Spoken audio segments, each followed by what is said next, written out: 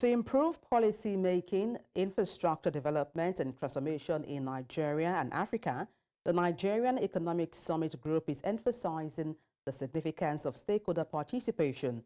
The theme of the 30th Nigerian Economic Summit is collaborative action for growth, competitiveness and stability, which aims to encourage stakeholder engagement. The theme will encourage dialogue among key stakeholders to explore cooperative opportunities for growth, competitiveness and stability. The summit seeks to showcase Nigeria's leadership in driving the continent's transformation and to create opportunities for both present and future generations. And to talk about this, I am joined by Adenike Adeyemi, the co-chair technical committee of Nigerian Economic Summit, the 30th version of it. Good afternoon, glad to have you join me on the news. Thank you for having me.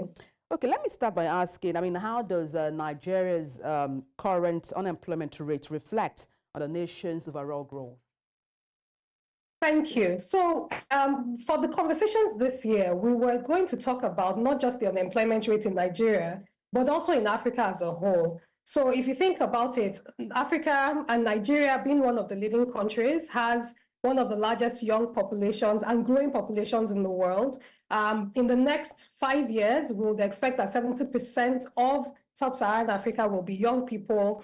About 1/3 by 2050 will be Nigerians. So we have a bulging youth population, which can portend so many things, demographic dividends of job creation, innovation. We just did a session around just digital technology and innovation, and a lot of young people are leading that. But there's a large rate of unemployment and underemployment and a challenged economy. And part of the conversations we want to have is how do we look at harnessing the young population to create jobs and to create what can potentially be a demographic dividend for us as a country to push economic growth. Well, talking about employment or unemployment as it were, what role do you think the private sector can play in human capital development? Thank you. So if you think about the private sector, the role of the private sector is to come into the marketplace and create opportunities to drive economic growth, jobs, bring in innovation, and also facilitate economic growth in so many ways.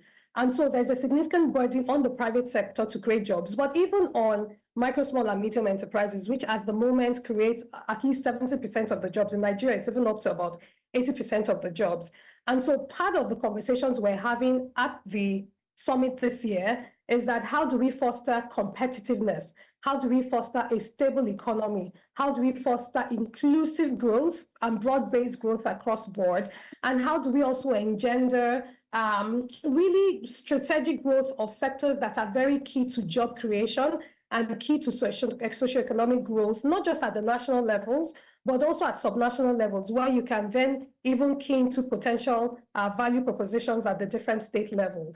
If you don't have a thriving private sector, if you do not have a competitive private sector, we really cannot create the jobs that we need to then solve the unemployment or underemployment, that situation that we have.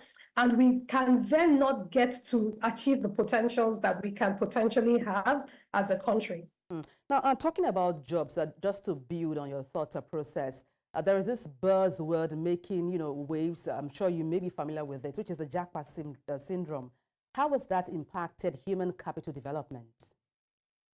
So Jackpot is people leaving the country for the perception, which in some cases is real, in some cases maybe not, of opportunities elsewhere.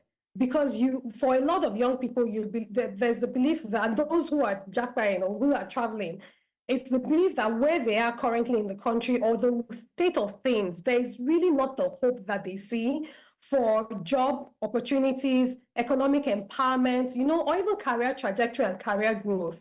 And some of that, like I said, is the perception that I go somewhere else, even if in some of those situations, it may be a harder path to be able to go somewhere else. Some people go, to seek, as I say, greener pastures. And so to be able to reverse that trend, to be able to help to ensure that our young people are staying and building the economy for us, it's first of all making sure that they feel that Nigeria is a stable place, for them to be able to find jobs, not just for now, but also in terms of their future, in terms of when they if and when they decide to set up families, that there are income generating potentials for them to be able to have stable lives, stable jobs for themselves, their families, their communities, and the like. You know, on the reverse also is the term Jakpada, where people also see Nigeria as the potential to come back. So again, reversing the brain drain. And so even part of the conversations that we're going to have at the summit include different conversations around how do we help to shape and capture the entrepreneurship ecosystem, innovation potential that Nigeria can potentially be, where even young people that have or are planning to go back can also look at the country and say, oh, this is where I can build a thriving business. This is where I can get jobs that will be able to sustain myself, my needs, and my own desires, whatever that may be. All right, and thank you so much indeed. We hope these conversations are, made bare and then, notes taken to help implement them. Thank you so much for your insight. Adenike Adeyemi, Co-Chair, Technical Committee, Nigerian Economic Summit, the 30th edition. Many thanks indeed for your insight.